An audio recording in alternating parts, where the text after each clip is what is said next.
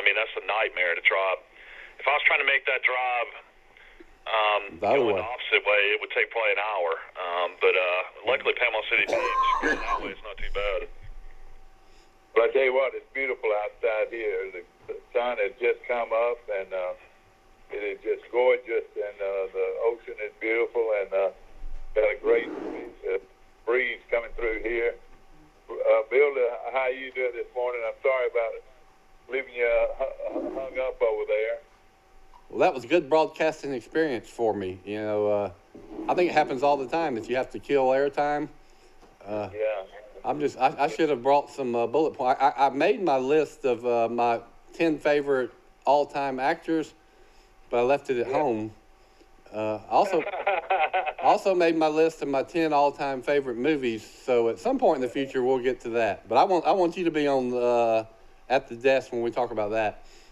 Oh yeah, it's gonna be fun, and I hope everybody's doing well this morning. And of course, right now people are allowed to come out on the beach. This is at West Panama City Beach. They can come out from 6 o'clock in the morning to 9 o'clock. And then they have to go in and come back out from 5 o'clock to 8 o'clock at night for the sunset. Right now, there's not a lot of people on the beach, but we expect more and more as the week progresses, especially this weekend. Hopefully, Mike, they'll have some new rules here for West Panama City Beach. What do you think? Yeah, I was talking to Bill about that before you came on. Ron DeSantis, the Florida governor, had a press conference yesterday, and everybody thought he was going to let the short-term rental ban in, where they're going to let, people flock down here for the condos and the homes. But apparently he's extended that, so it's great for local residents. Of course, me living here with my family, I can go on the beach now and hopefully not see as many people as it could have been, but going to be interesting to see. He's also opened the restaurants back up for 25%. As far as occupancy in the restaurants, of course, you got to be 6 feet apart, and then if you have any kind of outside seating or patio area, those are open again as well at restaurants down here. Of course, you got to be 6 feet apart as well. I'm sure the waiters and waitresses will probably have to wear a mask. But it's one of those situations that's kind of slowly but surely opening back up down here. And I tell you what, I'm ready for it. I was talking to a lot of friends, and, majority of my friends still live in Alabama yesterday, and I was telling them about how the girls are going back to preschool, and, they were all for all that. Everybody's, thinking it's time to try to get back to normal. Yeah, no question about it. Well, everything is beautiful, and it's waiting for people to come and enjoy. And, of course, sorry about technical difficulties this morning. Right, you're getting to be a regular old ham, man. What do you think? Well, we're back on it, and Scott has found some good pictures of the beach and now video. That's from the video of, is that from you? Did you? I think Michael Amos sent us this. So we, as y'all are talking about the beach, we're actually looking at great footage of the beach. Makes me wish I was there. That's Sunnyside Beach last Friday when it opened back up. Yeah, there weren't. You can tell there weren't a whole lot of people out there. Sunnyside Beach is it's probably about 8 minutes from where Big Mike is right now. Yeah. Well, I'm sure you probably could drive it a little bit quicker. Of course, I've got right down the road about a mile is Thomas's Donuts, and you've got the Sheriff Sale, well-known grocery store. It's about the same distance and a little bit further. And then, of course, we have just sort of our daily regimen is just wake up and either have a good hot cup of coffee and look out over the ocean, or even now we could go down and go for a walk if we wanted to. But cook a good breakfast, and then wait, watch a lot of television, read the Bible, which I really enjoy doing, and just laid back. This is laid back, about as laid back as you can get. I like going. Have you actually been on the beach yet, Dad, since they reopened? Well, yeah, I've touched the beach. There was no reason to go out there. The water is still cold, but later on in the morning, I probably take a walk, and it's like I said, I see probably 5, 10 people to the west of me, and maybe 3 or 4, maybe 5 more people coming down from the east side. But people, want to know pretty much where we are, and the Y. Most everybody can identify with the Y there at Panama City Beach. Take a right. I'm less than a mile down the beach from there. Well, you're across from the famous Boar's Head restaurant that everybody used to go eat at down there. But of course, it's was destroyed from the hurricane, and looks like it's no more. And they were famous for their prime rib. They had wonderful prime rib. And Rice, I learned through my good friend Johnny Williams how to eat prime rib. Tell them to cut you about 1.5 to 2 inches of the prime rib and grill it like a steak. Try that time. Okay. Boy, that is a wonderful piece of meat, prime rib grilled like a steak, or seared like a steak. What would you say the most famous restaurants at Panama City Beach over time have been, over the last 40 or 50 years? Probably the number one would be down at would be the Great Restaurant, Mike. Captain Anderson's would probably still be number one. I think so too. I mean, Captain Anderson's is like an event. If you had, I still had taken my kids down there, but I remember as kids, Mom and Dad would take us down there, and it'd be, Camille and I and Rebecca. And first of all, we'd get down there real early and watch the fish come in off the boats. So we'd see all the fishermen catch of the day, and then you have dolphin tours down there. You have a lot of Shell Island tours. You got all kinds of stuff going on down there, and we kept a boat at Treasure Island Marina down there as well. But you always have a good meal at Captain Anderson's. Yeah. Well, another one, of course, is sitting within a quarter of a mile from you right now is the Red Bar. To me, I'd put it in my top 10 in a hurry. Yeah, Red Bar's about 200 yards from my house. Yeah. That's amazing. Bud Country folks, the best fried food on the beach to me is Hunt's down in St. Andrews. Wonderful seafood platter. Hunt's. I mean, my top 5 restaurants in Panama City Beach growing up would have to be when we were growing up. Now, I don't think it's that great anymore, but Captain Anderson's is definitely up there. Hunt's is definitely up there. We used to go to Shuckham's all the time. Thomas's Donuts is a must. And then a lot of people used to love to go to Angelo's Steakhouse. Yeah. I think Angelo's near as good as people make it out to be. So they've fallen down. But when we used to go all the time, Angelo's was a place you had to go. Yeah, that was a great steak back in the day. But see, Angelo's could not compare, though, with the steak you could cook at home, though. And I very rarely do I ever eat steak out here. Now, Longhorn has a good steak. And I've heard that Longhorn might be coming to Troy. That would be wonderful. Yeah, I'm talking about more local places. And now a lot of locals down on Thomas Drive love Schooners. A lot of people still love to go to Schooners. And, of course, they got live music and you're eating on the beach and stuff like that. They always say the burger at Schooners is one of the best at the beach. Yeah, it's a great place, no question. And like you said, they've got a band that plays. So does the old Southern Fish House. Mike, Alabama Florida Fish House is also good. Yeah, old Florida Fish House. But I'm talking about just in Bay County restaurants. Old Florida Fish House and Seagrove. Some restaurants live on their reputation. I remember when we went. The only time I've been to New York was in 1986. I went to the kickoff classic between Alabama and Ohio State. Mike Shula was quarterback, first game of the year. And, Dad had been to New York as a football player his sophomore year after the Liberty Bowl, which was then in Philadelphia. Coach Bryant treated the team to several nights in New York City, did it first class. And one place they ate was Mama Leone's Italian restaurant. Oh, yeah. Now, this would have been 1959. And it made such an impression on my dad, and he loved it so much. He said, Joe, y'all got to go eat at Mama Leone's, which we thought was the finest place in New York City. Well, so we dressed up in our coat and ties and went to Mama Leone's, and it was not the best place in New York City by far.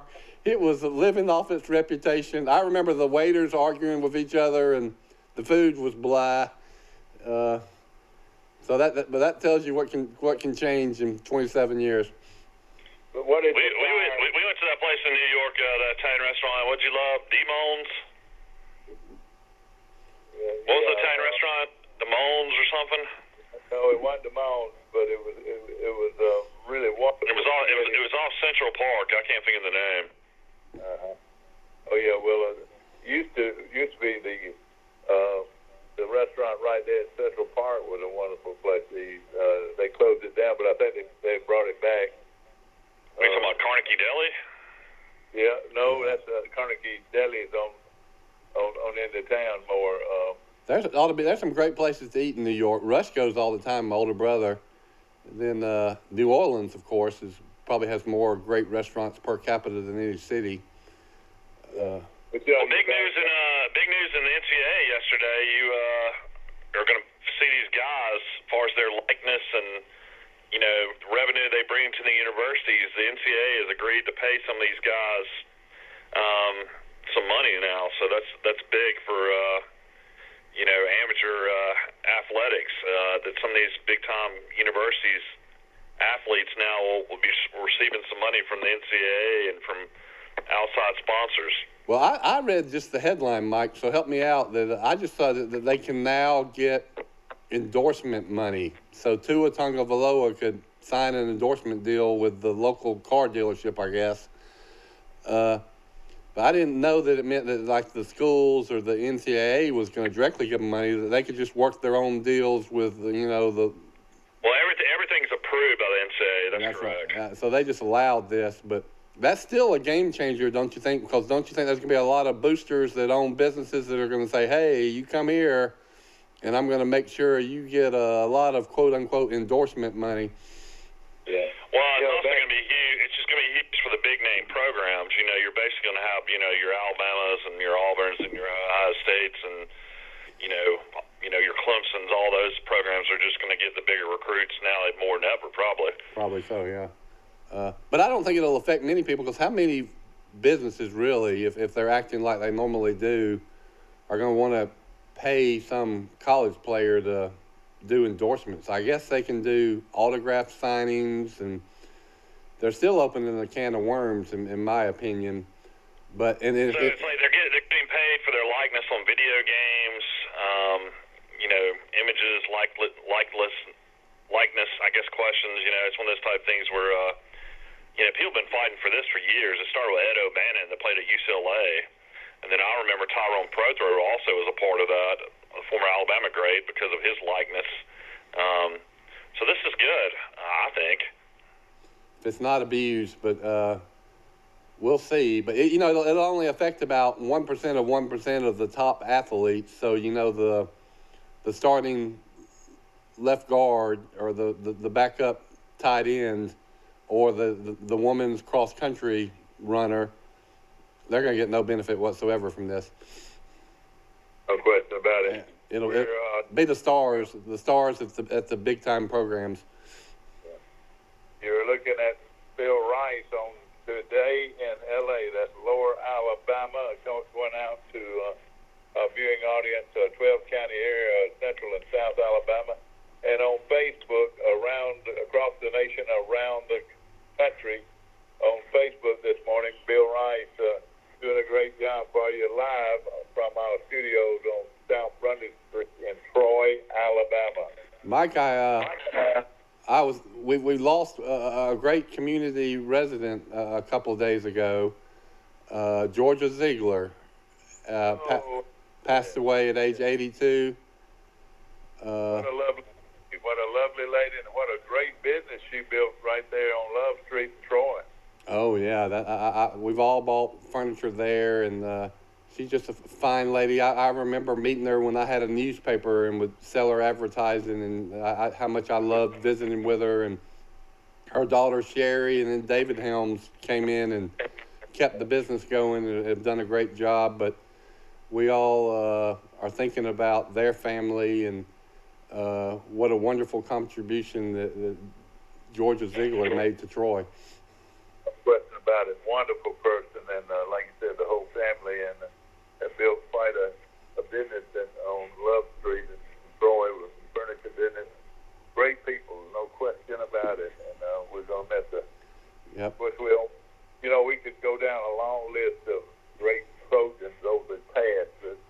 past, and we can make a show out of that.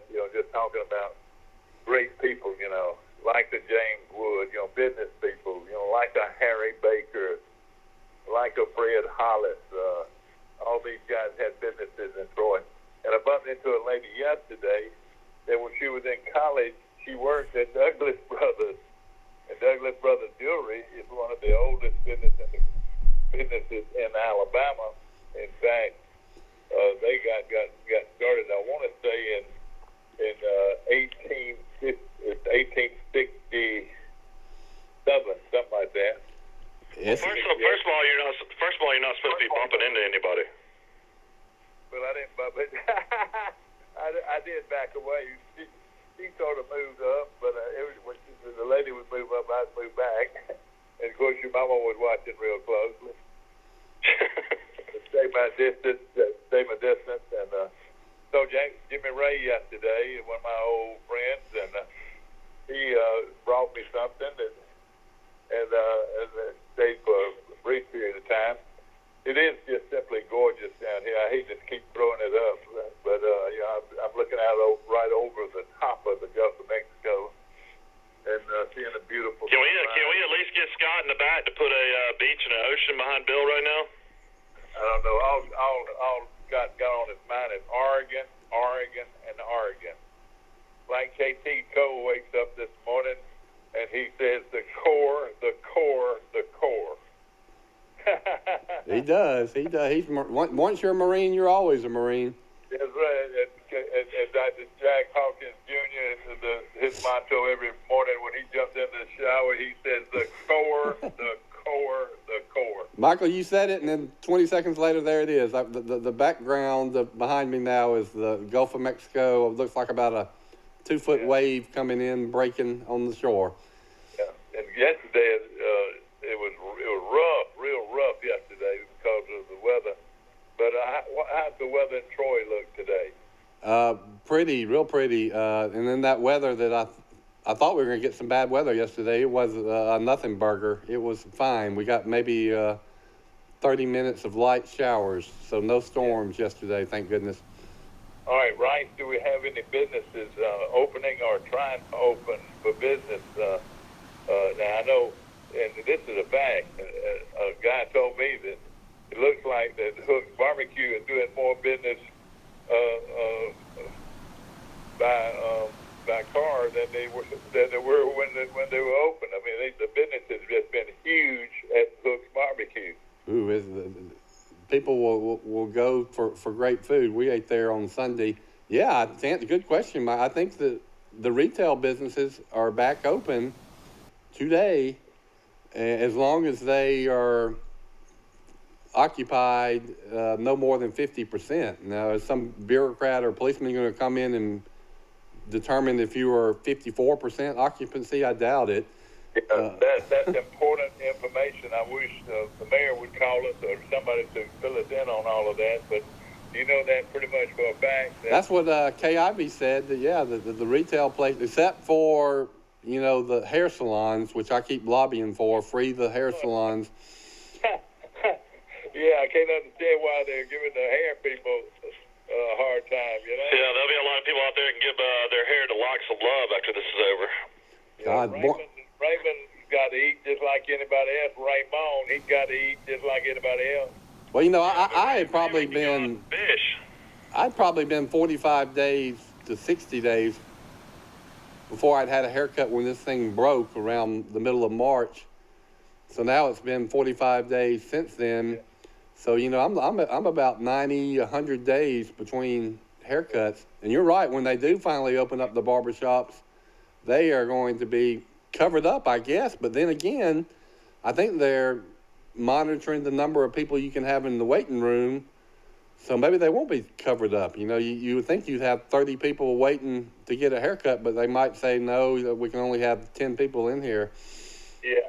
Throughout the show, I'm going to throw out some wonderful businessmen of the past that were so wonderful.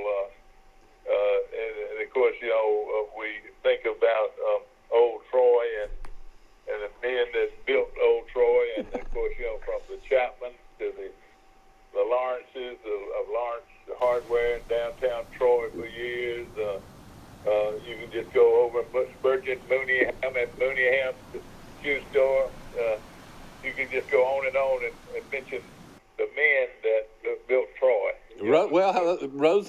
Rosenberg's was a place a lot of people will remember, will find this department store.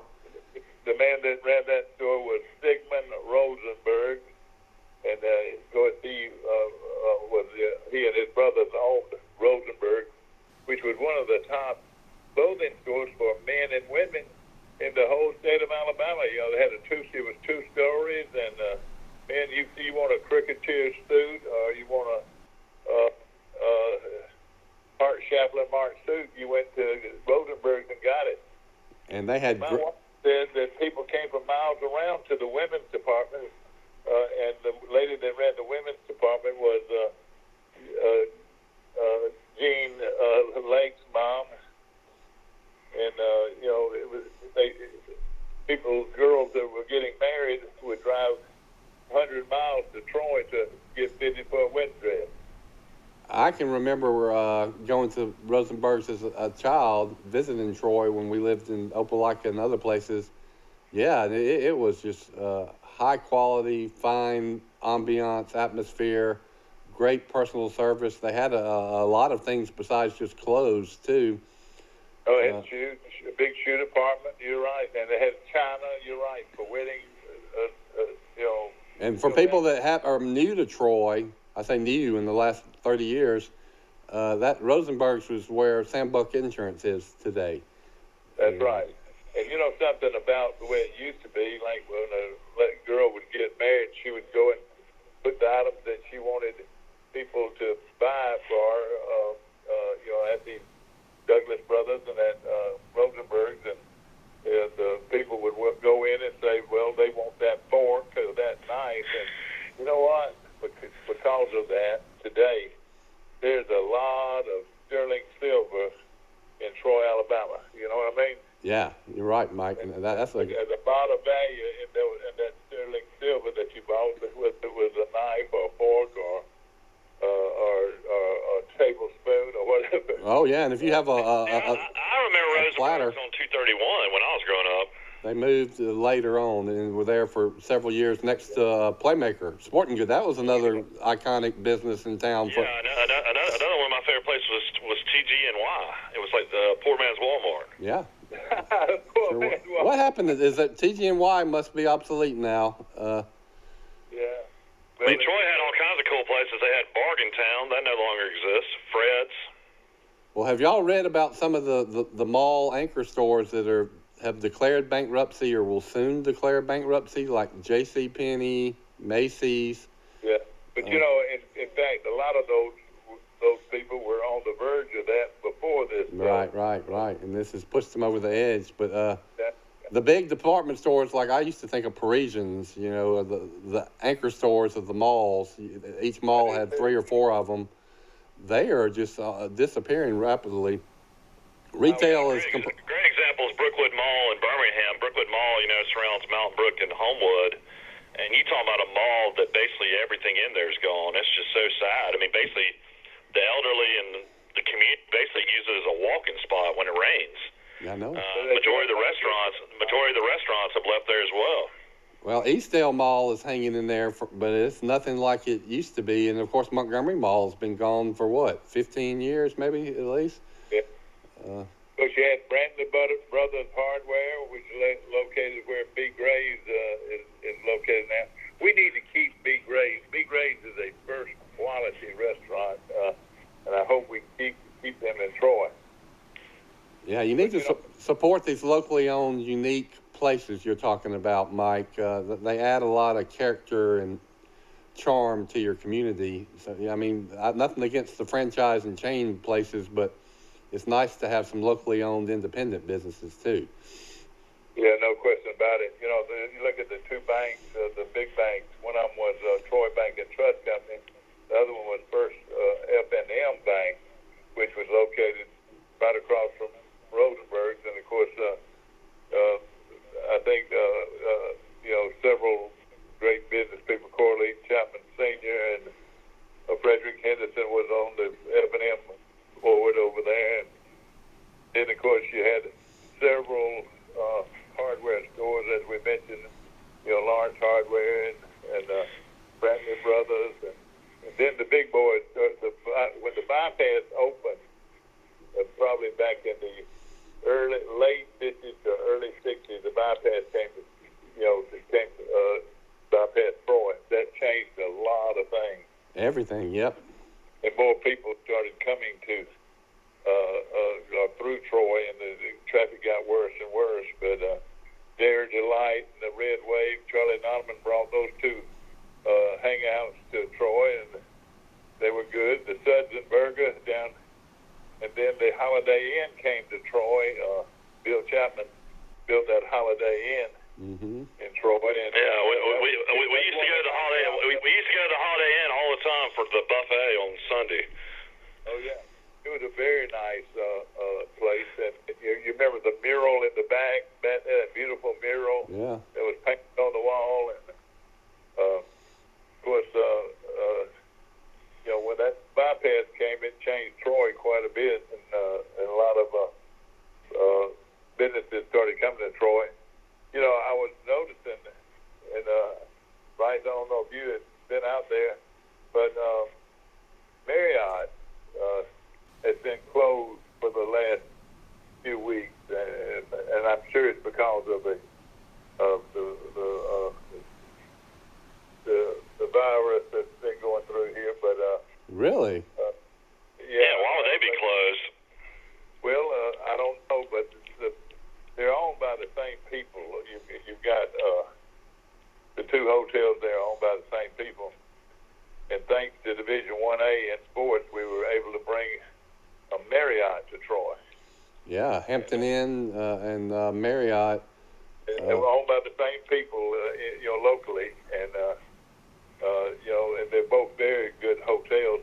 But Troy needs, right, if anything, Troy needs a couple of more big hotels so that we can have a place for these folks to stay when they're coming to Troy. A lot of activities, guys, that bring thousands and thousands of people to Troy every year. Of course, one of them is Division I football. Yeah, the other one is the Sportsplex, and the recreation department is hosting all kind of youth baseball events and softball events. There's a softball game. That's a softball tournament for girls that had 45 different towns came to Troy. 45 different towns. I remember when they were talking about that Sportsplex building it, Bo Gaylord was pushing it, and they said that we're going to get all these tournaments, and they were exactly right. It's just tens of thousands of people that have come in, and then as Troy University has grown, everybody I hear that follows this says that Troy does need one or two more hotels. Well, I mean, they got tons of property right behind, Publix right there. I mean, or, right beside it over there. I mean, that's a perfect place to put a hotel. Your dad's got the best idea is do some kind of land swap, get the land where the National Guard Armory is across from the football stadium on George Wallace, and make that one of these convention center hotels like Alabama and Auburn have right on their campuses. That would be really neat. Then you can. Yeah, I mean that'd be nice to have. To have that right across from campus. And then you've got a degree in hotel management at Troy now, and it would work perfect where they could have their students that were in that curriculum to run a hotel there. Culinary arts is huge, and then lodging, that's the one area America's economy is, creates tons of jobs, as we're seeing now, because a lot of those jobs have gone away. I mean, what's been hit hard with Corona is the restaurants, bars, hotels. I mean, you could throw in airports, airlines. Yeah, basically any kind of tourism is getting hit hard right now. Y'all, let's take a commercial break and support some of our great sponsors, and then we'll be back in 2 minutes. Let's do this. A personal touch, a high level of trust. Whether it's checking and savings accounts, personal or business loans, or our local friendly service. That's what Troy Bank and Trust customers expect. But now we offer more. free identity theft protection for our new and existing customers, protecting your family's time, money, and good name from identity theft. Because protecting your identity is now a big part of our identity. Trojan Auto Parts of Troy, home of Napa Know-How. Stop by and see owners Mike and Melissa Kilcrease and their Napa Know-How team with over 100 years of combined experience. We're the only locally owned parts store in Pike County, and we're fully stocked and ready to serve you. We pride ourselves on being your go-to parts store, not only for the simple items, but we specialize in those hard-to-find items as well. Trojan Auto Parts, the right part at the right price at the right time. Napa, a name you've trusted here in Troy since 1945. Know-how, Napa Know-How. Piggly Wiggly's local butchers are on site at both stores and will help you select the best cuts of meat and trim them to your liking. Our USDA Choice beef is the most consistently tender, juicy, and flavorful beef you can buy, all at cost plus 10%. Troy Cable Security Wi-Fi doorbell camera allows you to answer the door from your smartphone when you are at home, at work, or on the go. When a visitor presses the button, Troy Cable Security sends a live video feed to your smartphone so you can see, hear, and speak to the person at your door. With the doorbell camera, you can have your porch light turn on automatically when it detects motion at night to create the appearance that someone is at home. You can view video clips so you can always know who stopped by when you are out. Troy Cable Security. You love them, protect them. 1,000 there. All right, we're back, and appreciate everybody joining us on Today in L.A. I'm Bill Rice, Jr., holding down the fort at Troy Cable Studios, and I'm joined by the two Mike Amoses at the beach. Tell everybody about that pretty face they're looking at this morning. We need some of these pretty girls in our community to come sit down next to you. I almost brought my daughter Maggie. She was up early this morning, too, and I almost brought Maggie. She is a cutie, I tell you, no question. She probably could run the show, probably. Tell everybody a little bit about you, man. Born and raised. Well, I'm born and raised. Well, I wasn't born in Troy, but I was born in Birmingham, and then I. Who your parents were? My parents were Bill and Marcia Rice, and then Dad worked for Gulf Oil Corporation as a marketing guy, and moved around. We lived in Fort Myers, Florida, Clearwater, Florida, which parents called Muddy Water, and Fort Myers, which is down in South Florida. And then we moved to from Lee County, Florida, which is Fort Myers, to Lee County, Alabama. So the world's biggest Alabama fans went to War Eagle country, and I lived in Opelika, which is right next to Auburn, for about 5 years. And loved it. I tell people that's where I spent my little Opie Taylor days from about second grade to sixth grade in Opelika. Briefly lived in Mobile, Mike. Dad got transferred to Mobile. Family hated Mobile after Opelika. And then that's when Dad bought Chapman Oil Company. His father-in-law owned a gasoline distributorship. And Dad, who worked for the Gulf Oil Corporation, bought a business that actually sells Gulf oil, gasoline, and oil. And that brought us back to Troy, and been here. That was in 1977, right after the bicentennial year, and pretty much been here ever since. Well, a lot of people say Troy's a real cliquish community. When you were a young kid and moved to Troy, was it hard to make friends? You know, that's a good point, Mike. No, I thought Troy was just full of old people, because we visited Troy all the time to see our grandparents, both of whom lived in Troy, especially in Opelika. It was just an easy drive to visit the grandfolks. So I came to Troy and went to Rosenberg's and the Five and Dime all the time for these long trips visiting both grandparents. But I never saw any really kids my own age. And then when we moved to Troy finally, first year I was in 7th grade, it seemed like half the people thought I lived out at the Alabama Baptist Children's Home, because that's where the new kids, when a new kid came into town, they lived at the Alabama Baptist Children's Home. That's right. You had to fight them just like I did. You had to fight them. We had a fist fight every day with those guys, no question. But let me I mean, I was a Crow Hill kid. I mean, we would pretty much much just hang with Crow Hill kids. I mean, we'd kind of hang out a little bit with the country club kids because we kind of felt like they were our equals. But a lot of other kids in Troy I'd have nothing to do with. Oh, that's funny. Well, I hung out a lot at Crow's Hill because Coach Bradshaw and Miss Bradshaw had one of the first houses on the first part of y'all's development. That's and right. That was the first guy that was in the cool crowd that took me in and paid attention to me was Charles Bradshaw. And that's because his father had coached my father at Alabama when he was an assistant coach. And so I'm sure Martha told Charles, hey, you got to be nice to this Bill Rice kid. Well, let me just say this, too. You came from one of the biggest, most prestigious families in Troy history with the Chapmans, and we're talking about Corley Chapman Sr. was president of the bank, and Bill Chapman was a banker, entrepreneur, and Hickey Chapman, your grandfather, was a oil distributor.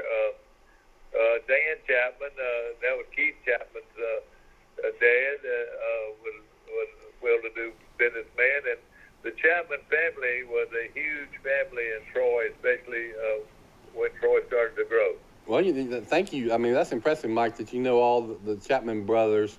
And there was one sister, but she moved off. But that family was really successful, and it's quite a story because my grandfather and Uncle Bill and Uncle Corley's father died when they were very little. And so their mother, who was Ethel, we called her Mama Ethel, she raised that whole family pretty much by herself. And one of them became a bank president. One of them Uncle Bill became this great entrepreneur. And Hickey had a good little oil company. So a single mother did all that. No question about it. And it's a wonderful family. You know, Bill Chapman, your Uncle Bill, was a war hero. A lot of people didn't realize that. He flew B-52s back in World War II and was actually a prisoner of war at one time. And then, of course, he came back and joined with his brother, and they built Troy Bank and Trust Company. And, of course, that was, like we mentioned earlier, the Henderson's owned part of it. And then you had the F&M, the other bank across the way. There were two big banks. I'll tell you the Uncle Bill story as it's been told to me several times. He was a bomber pilot in World War II, B-25s. I might be wrong. He was piloting, and there was some mission over Germany, bombing mission, and their plane was shot down. He was actually shot in the fanny from underneath the. A plane came up and shot him. And that plane was in bad damage, and he kept it going and got every one of his crew members to bail out and then he went and bailed out before the plane crashed. Yeah. But they landed somehow in Russia. They made it to Russia, and they were in Russia at the end of the war. And from what I've been told, for about 2 or 3 weeks, nobody knew if Uncle Bill was alive or dead. And then he came back to Troy, and Dad says Uncle Bill's life was very similar to the fellas in the movie. It's The Best Years of Our Life. If you've ever seen it, about the three World War II veterans. Her name was, they called her Hoodie Chapman. Well, she was a beautiful lady. But Uncle Bill was kind of a wild one when he came back. Had to town. He was kind of a war hero. He had the Purple Heart and some other medals, but eventually he settled down, and he's one of the nicest men. He was just so kind, had such a warm heart, but he has quite a story. Class act, no question. Something else about him too. You know, he was a very well-to-do businessman, and at one time he had a house down here. And it was the only house that I knew of down here for years and years that had an elevator in it. His kitchen, he had a kitchen in his bedroom on the third floor, and it had an elevator and a super place down here. And the guy that Doug Hawkins bought it from him, and then Doug Hawkins sold it to the preacher from Atlanta that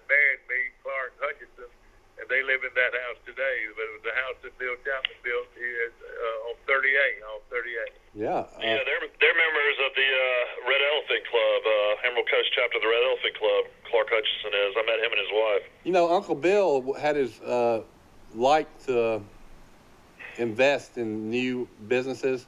Some of them went well, some didn't. But he was one of the original partners of Harold Freeman when Troy Cable was around the first time. You know, it was several people did it, and it must have been doing pretty good. And then they were bought out by their competition, and there was a non-compete where once you sold to this big cable company, you couldn't compete against them for 5 years or something.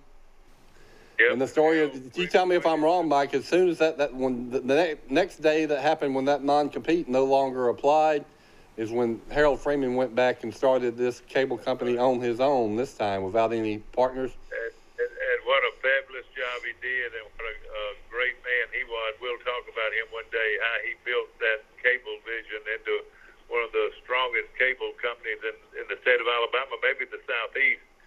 You know, we talk Yeah, about the smartest thing they ever did is they met a young Mike Amos, and they said, hey, we'll put you on camera, and you can do all these sporting events, all these different events throughout Troy and Pike County, and we'll pay you absolutely nothing, but you'll be on camera, and the rest is history. Yeah, well, it was one of the smartest things. It was known as Bogey Vision because I guess Bogey was, his son was operating the camera a lot of those times, right, Mike? You know, Mike, it's like everything I've always said. If I didn't want to do it, I wouldn't do it.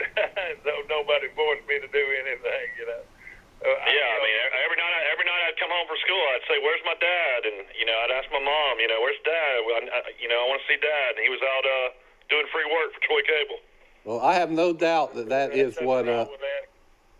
We had a lot of fun. We really did. And why more cable companies don't duplicate this formula, I don't know. But you're right. Covering the local events, the parades, the ball games, having a TV show like this, that gives people another reason to want to use your cable company over the other cable company. It's super simple, but it's also brilliant. Yeah, it was the motto was where Pike County watches itself, and that was their motto for a long time. And let me tell you this: what Troy Cable did, and the Harold did, that was Harold Freeman.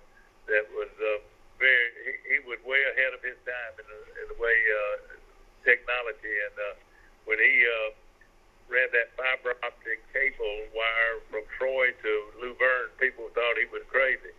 Well, I tell you how crazy he was. Every company in the Southeast was wanting to move to Troy, Alabama, because of its capabilities on the internet. Yeah.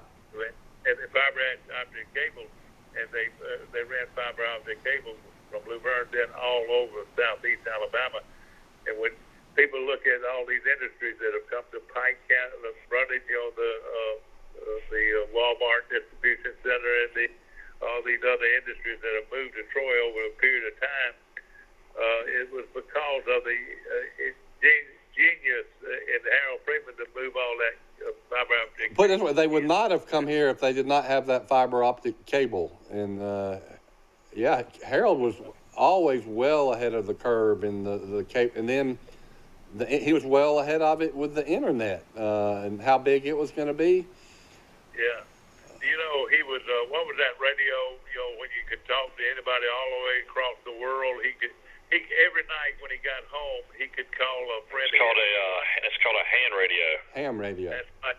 Ham radio. He was huge in ham radios, and one of the innovators in this part of the country in ham radios, and he had friends all over the world, and it was just the way Harold Freeman was, and man, he could work, and if he had any problem at all, he did everything on his own. He wasn't good at telling somebody else to do it. He was doing it himself. And I used to have to get on him all the time.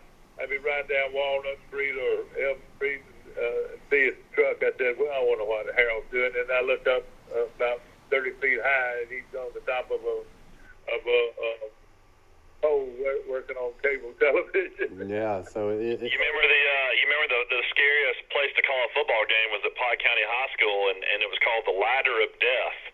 And I'm sure Harold would climb up that ladder with you and Robert to call those games on top of the press box, which was literally a death trap.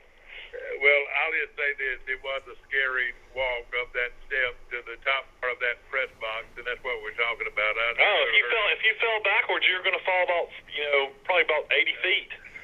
Yeah, it was pretty scary. That's why I stopped going up there, and I went all the way up to underneath it instead of over it. But, I called a game up there one night, and I was scared to death to climb to the top of it. Yeah. Well, let me just tell you this. Back to Harold Freeman, is somebody ought to write a book, the Harold Freeman story. It would be a unique book on how a man, his vision now in the cable television business was not compared by hardly anybody. To tell you the truth. Well, he had an interest in a skill in a certain area, and a passion for, electronics and TV.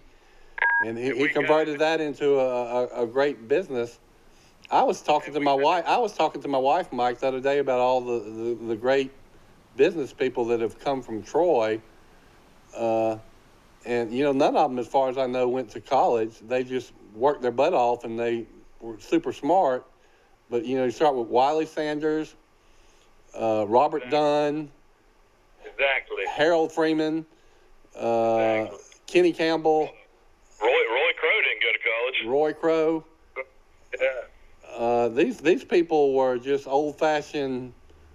They have an idea. They're courageous enough to try it, and then look what happens decades later. It's amazing.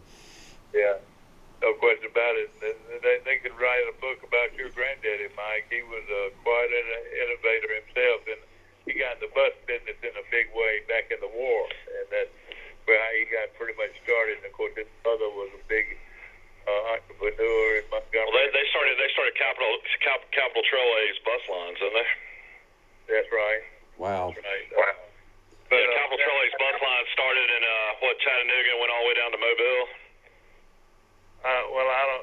It probably went as far as Chattanooga, but it got started during the World War II with moving soldiers from different places. Once upon a time, people rode the bus fairly frequently, right? And the train, because everybody didn't have a car. That's right.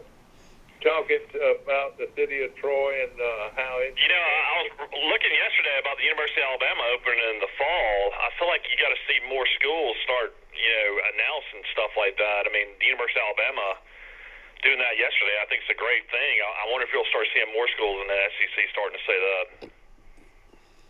Another great thing, too, they found something yesterday or this week that looks like could be a major breakthrough in getting a possible vaccine, and that would be the key. That would be the key if we could get everybody on a vaccine. These vaccines. Well, I mean, they're saying also that there's a new drug that's working as far as recovery. I mean, that I think was found up in Chicago. That's been really I can't think of the name of it, but apparently that's helping a lot of patients out as well. I mean, right now we're at over 61,000 deaths in the United States, so I think the number they were hoping to stay under was 100,000, but I don't know if we'll hit that or not. 61,000, I think America lost about 55,000 soldiers and airmen in the Vietnam War over, 10 years, however long that war lasted. And we've reached more than that in Corona in 2 months.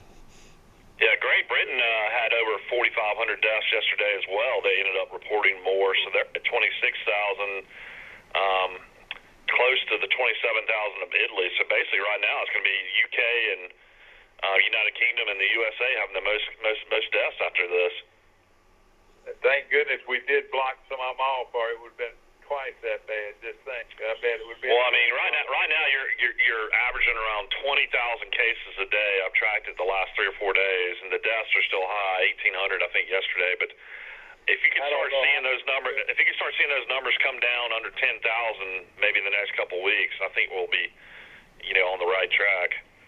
And we don't need to jump too quick into this thing. Now, I tell you, I'm not scared. Everybody said, well, we got to do it. We got to do it to get our economy back. But let me tell you, hey, how important to you sometimes I think they might be forgetting the value of a human life. That's what I'm concerned about is the deaths that are occurring every day. Well, that's the big debate right now is the economy versus the virus. Shutting down the economy causes health consequences too. Like for example, they are now allowing hospitals to do more procedures and elective operations. Some people have said that there's cancer treatments and things that could have been happening in the last 45 days that have not been going on, that are going to end up causing premature deaths in people because the hospitals were pretty much cleared out just so they could accommodate corona patients. I don't know. I was concerned. Yeah, it looks like Alabama will go over 7,000 total cases today. They already are at 6,025. They already have 21 new cases today. Total deaths in Alabama is at 262. So Alabama is pretty high up there as far as cases, considering I think in the state of Alabama, what you have, like 4.5 million people. I think it's about 4.78. That's right, 262. It seems like they've had more than that in the state of Alabama, hasn't it? That's all I'm reading is that they've had 262 deaths. Yeah, I got you. That's compared to 4.5 million people, that's not that bad. Odds. Yeah, I mean the best place to be right now is Alaska. There's only 355 total cases and only 9 deaths. Yeah. Hey, tell me about places like China and Russia and people like that. Have they been hit by this? I mean, I know. Y'all, we've got Will Matthews is calling in. I might lose one of y'all to get him. Ahead. All right, let me see if I can get him hold.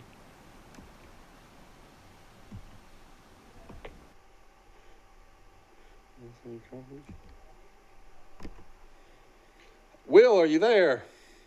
Yeah, I'm here. All right, let me get Michael on. Matthews. All right, we're back. We got Will Matthews with us. What's going on, Will? Tell us what's on your mind this morning. Not much. Y'all need to get your phone thing where you can put 3 people on there. Yeah. I don't. Nobody has yet been able to tell me how to do it. I worked to get us 2 on extra, and right now, when counting you, we've got 3 of us are on right now. Well, we Michael Jr. cut off to give us 2. Yeah, you need to have 1 more on there. I know, no question about it. How's everything going with you, Will, and down in Ozark this morning? Well, I'm back working now. Yesterday was my first day back in the office, and today's my second day. Yeah. Will, I hate to characterize you like this, but you do a lot of divorce law.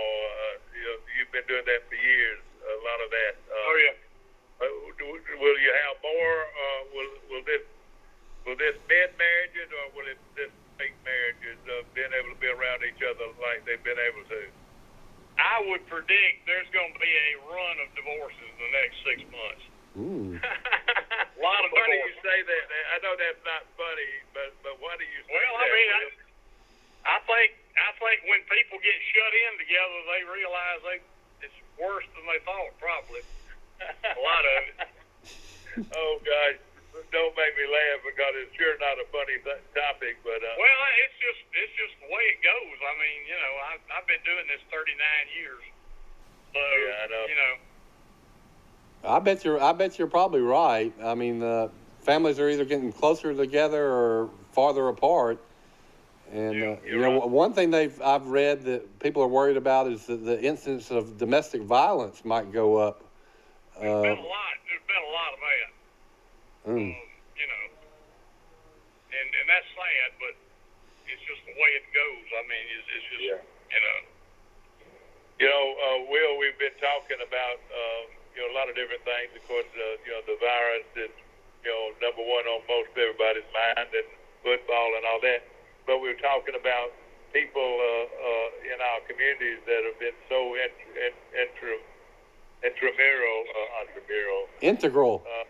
instrumental in our towns, and I know Ozark had the same families that helped build their communities. Of course, some of that, some of your people, is that right?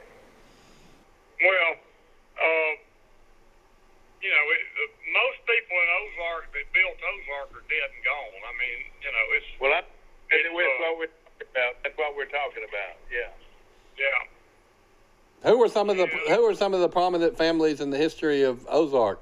Carroll was. Well, you had the Carrolls, you had the Dowlings, you had the Browns.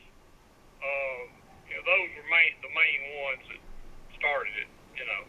Well, a lot of people know of the Carrolls, and that was a big family, sort of like the Hendersons in Troy, and the Murphys, and the Chapmans. Wasn't that similar? Right.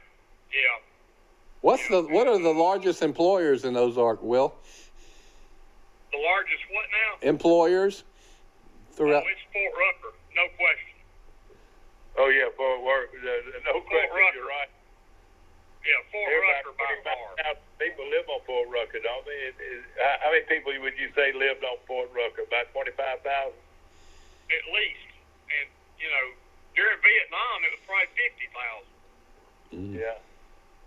And, of course, now you see a lot of military people, too, and a lot of those people are coming and going, and probably the divorce rate in the military is probably pretty high. Is that right?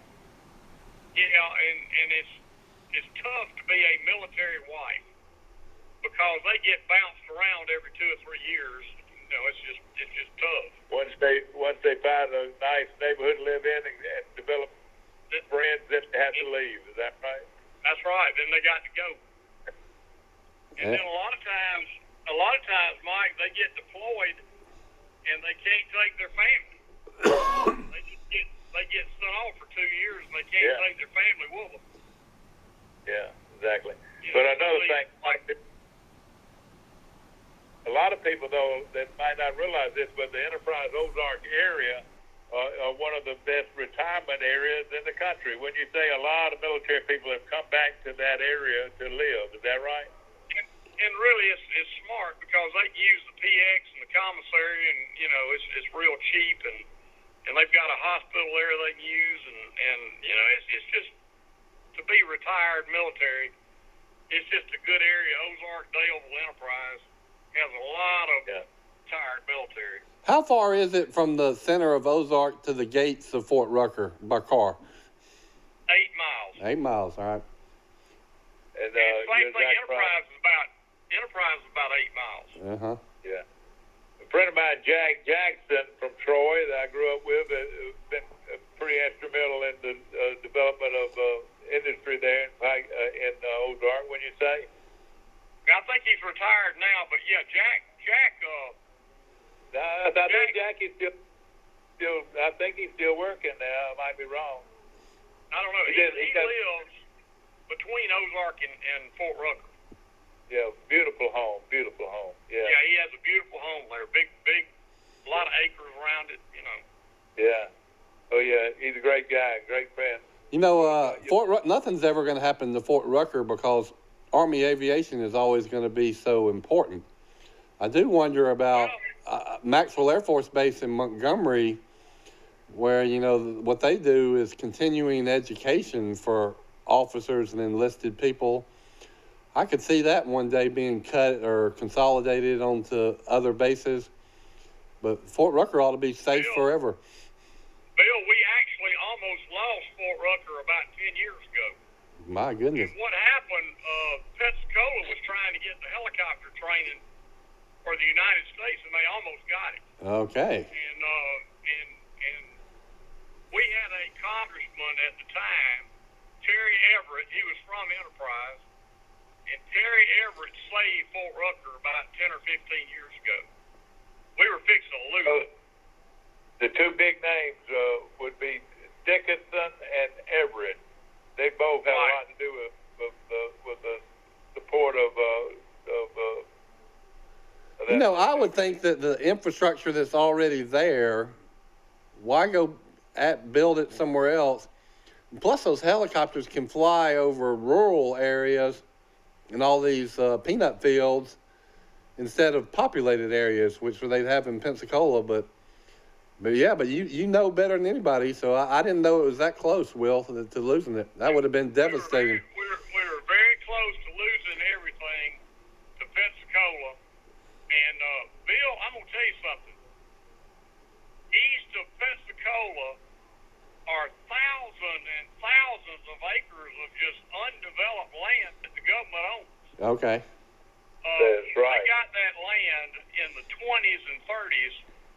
Al Capone owned all that land. Oh my goodness. And when they wait. Let's hold it right here. Here. Now, I don't know if I can believe that now, Will. Al Capone. Al Capone owned all this land over around Fort Walton, up above Fort Walton, in Walton County, where Eglin Air Force Base is, and the airport and all that. Yeah. And the government took it over. And in fact, there's a golf course there at Eglin. I played. I was a teenager. I played it. It had 400 sand traps on it. Oh my gosh.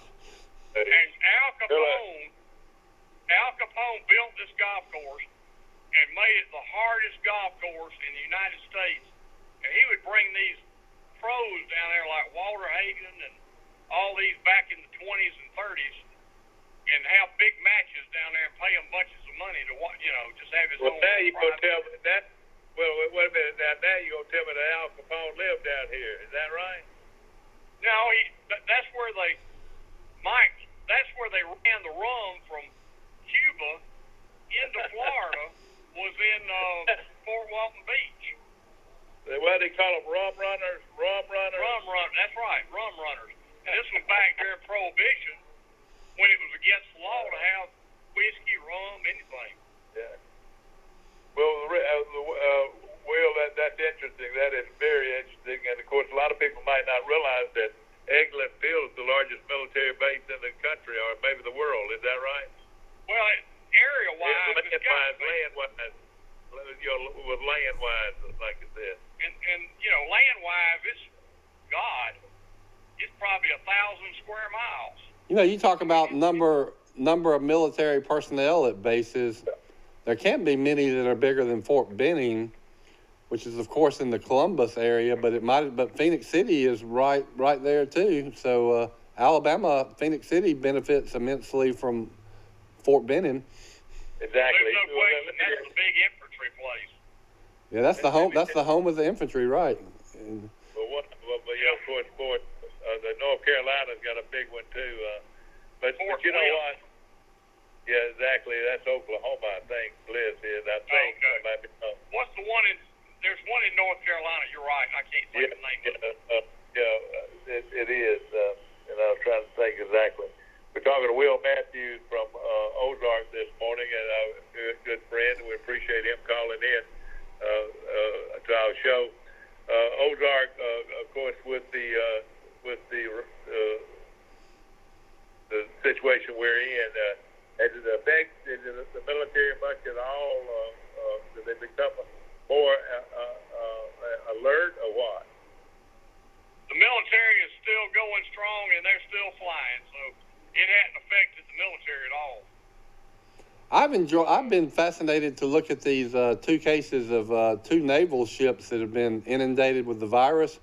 One aircraft carrier, the Teddy Roosevelt, and now a destroyer. They have a recent report that a destroyer had 46 sailors test positive. I think they had like 350 sailors on the ship. But what was strange was that ship went into port in Hawaii. And then it was 30 days before they had one person that showed symptoms. And then in a couple of days, they had this outbreak of 46 people. Yeah. But what that's telling you is that this, for almost a month, they didn't know that this virus was spreading throughout the whole dang ship. Right, yeah. Right. And there was nowhere else they could have gotten it from, because they hadn't stopped anywhere else. Yeah. I'm gonna go out. People can walk around and not even know they've got it. You know. Yeah, that's obviously what happened. That's what happened on the ship. Is that the early people that had it and brought it on, they didn't know they had it, and finally it got to one person that, had symptoms and got sick. But I'm fascinated by the study of the naval ships and the cruise ships. I think we can learn a lot about this virus by looking at those cases. Let me tell you this: out of all the places that I would not go, one of them would be on a cruise ship, because once you get the virus on that ship, you could be shut down for months. You know. Mike, I've got a friend of mine in Dothan, Dr. George Beal, and I play golf with George, and he just turned 70 and he's retired. He and his wife went on a cruise to South America, and it was a 2-week cruise, and it took him 6 weeks to get off that boat. Oh God! Because man, somebody got infected on that boat, and they ended up going back to Los Angeles. It's where they finally let them off, and the cruise line flew them all back to Dothan, the ones that were from. Oh boy, that's something. Yeah. And I asked you about it. I said, you gonna get a free cruise out of it? He said, well, actually, I got 3 free cruises because we were on there 4 extra weeks. You know. Yeah. But don't you agree? Wouldn't that be horrible to be? Those places are nice, but to have to stay on them 3 months would be pretty tough, wouldn't it? Oh, it'd be terrible, awful. Yeah. Somebody told me that if you're on a nuclear submarine, that those submarines go out for 72 days at a time. So, what happens if they said that the virus could run its entire course. Everybody on the sub could get the virus, and everybody could recover and test negative for the virus by the time they finally got back to port. Right. Yeah. But hey, Bill, mostly people that are on a nuclear submarine are young, in good health, good shape, and the virus doesn't really do anything to them. That's the case with this destroyer. Yeah, I mean these are 23-year-old people that are very healthy, and the vast majority of them are showing no symptoms. 90% of the people, 90% of the people that die are elderly and have other health problems. Yeah, the median age in Italy, I read, was of people that passed away was 80 years old. Yeah. Oh yeah. Right. Well, we're gonna have to let you go. We appreciate your call this morning. And, good talking, y'all. Look forward to hearing from you. See you, Will. All right. See you. That's Will Matthews. Let's see if we can bring Mike Amos back in. If we can, Bill. Well, Bill Rice is running the show from our studios on South Brunswick Street in Troy, Alabama. And, of course, we go out at the end of the day. If you want to go back and see a rerun of our show, it's just TC2, C as in Troy, C as in Charlie. 2 is in channel, and you can watch us again later on in the day. Talking about the military, that TC would be Tango Charlie, right, in the military alphabet? Yeah. I took one semester of ROTC, and I learned a couple of things. Yeah. I've got 20 minutes after the hour of 8 o'clock Central Time. We're going to go on a short break, and we'll bring Mike Amos back in here. All right. We're going to a commercial break, so thank y'all, and we'll see you in a couple of minutes on today. A personal touch, a high level of trust. Whether it's checking and savings accounts, personal or business loans, or our local friendly service. That's what Troy Bank and Trust customers expect. But now we offer more. Free identity theft protection for our new and existing customers, protecting your family's time, money, and good name from identity theft. Because protecting your identity is now a big part of our identity.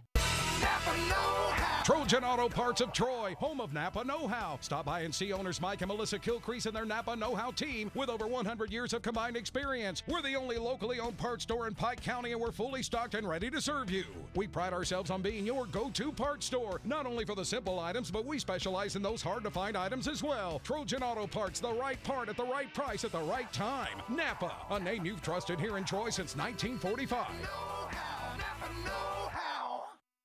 Piggly Wiggly's local butchers are on site at both stores and will help you select the best cuts of meat and trim them to your liking.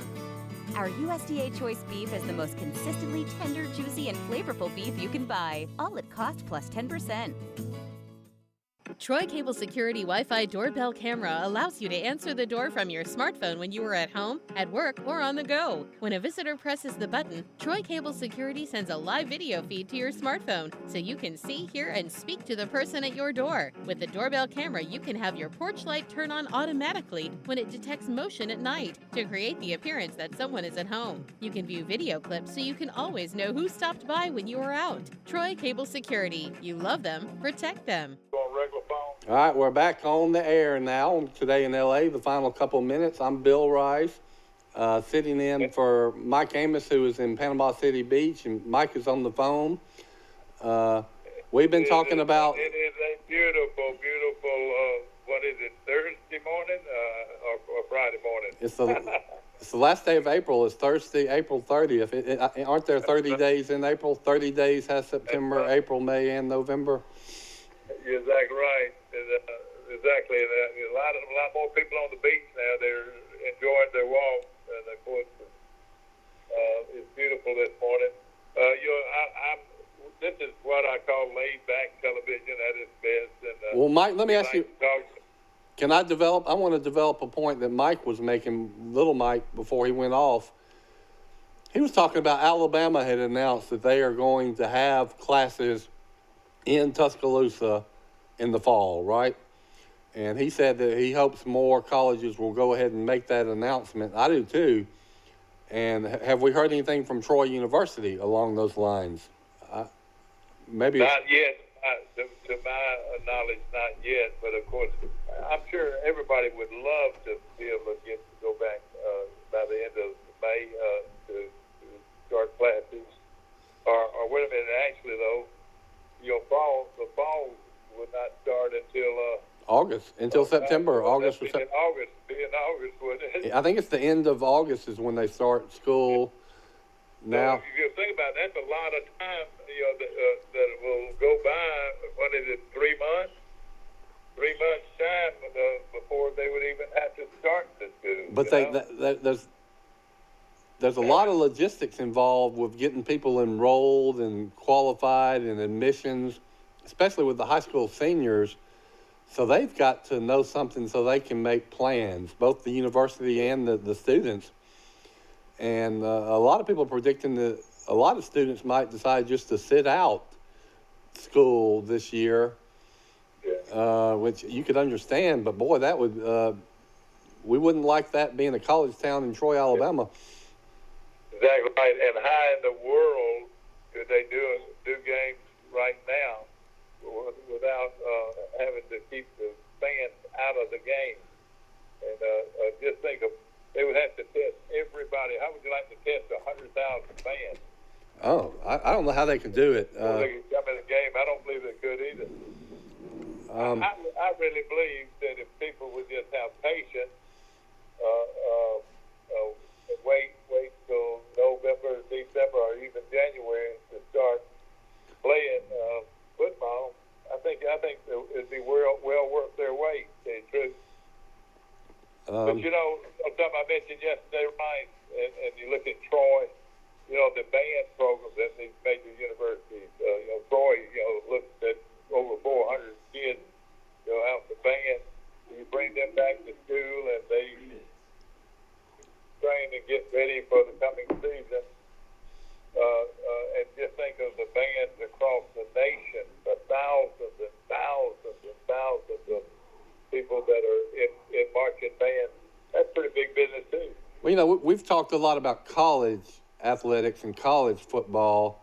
We haven't talked enough about high school athletics and high school football, I think, Mike. Yeah, Exactly. And I mean, you know, these are the college kids are the stars that have always been pampered and put up on the a pedestal. But these high school kids, like me and you, how much would you give for the memories of being on a team and or being on the band, being in the band in your high school years? And then that can be taken away from millions of people across the country. Right. You know, some of the fondest moments of my life was to go to the football game on a Friday night with my mom and daddy, and we always went to all the home games.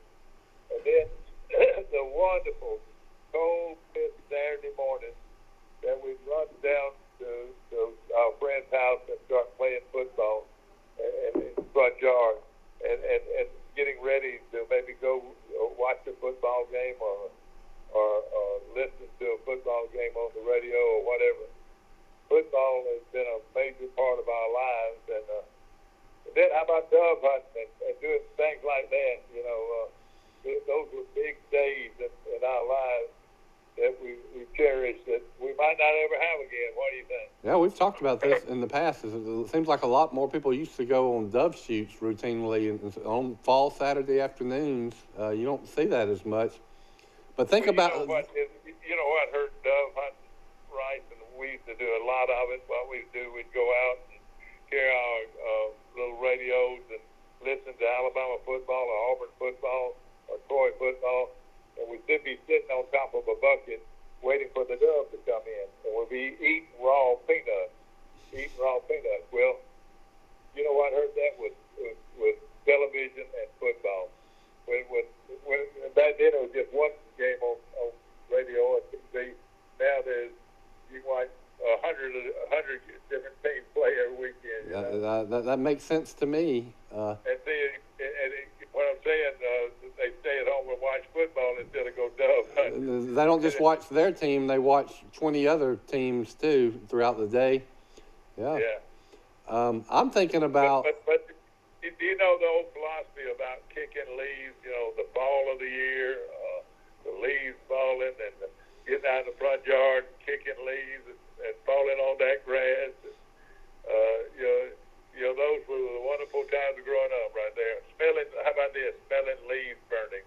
You know, for years they allowed people to burn leaves in the front yard. Do you remember that? Yeah, that's right. And they used to let dogs run through neighborhoods too. You're exactly right. I noticed that. You don't see dogs running through that. Well, you would. Is there a law against that? Yeah, there must have been ordinances passed that they started enforcing more strictly. I can just remember that, you know, you knew everybody in your neighborhood, of course, but you also knew their dogs because the dogs would roam through the neighborhood. Yeah. We have just about 2 minutes. Bill, what a great job you're doing, and we appreciate you so much being a part of our Today in LA show. And all you people watching this morning, we appreciate you even more that you allow us to come into your dens or your living rooms every weekday morning on our show, and we appreciate you very much and appreciate all of our sponsors so much. And we'll look forward to seeing you again tomorrow, my friend. Thank you, Mike. I'm thinking that some of our sponsors and businesses are now partially open or can now have customers, so I hope people go out and support these businesses. Do you have any names or anything this morning that we know of that we know for sure that will be opening up? I'm thinking, you know, any retail business, so anything on the square now, places that sell women's clothing and gifts that have been closed, or Douglas Brothers comes to mind, should be open now. Yeah, no question about it. We hope you've enjoyed our show, Rice. Thank you so much. Get us out there, if you will. All right, we'll see everybody again tomorrow morning. And if you want to rewatch this show, it'll be re-aired at 1:30 this afternoon. So thanks to our sponsors and thanks to Troy Cable. So see you again tomorrow morning.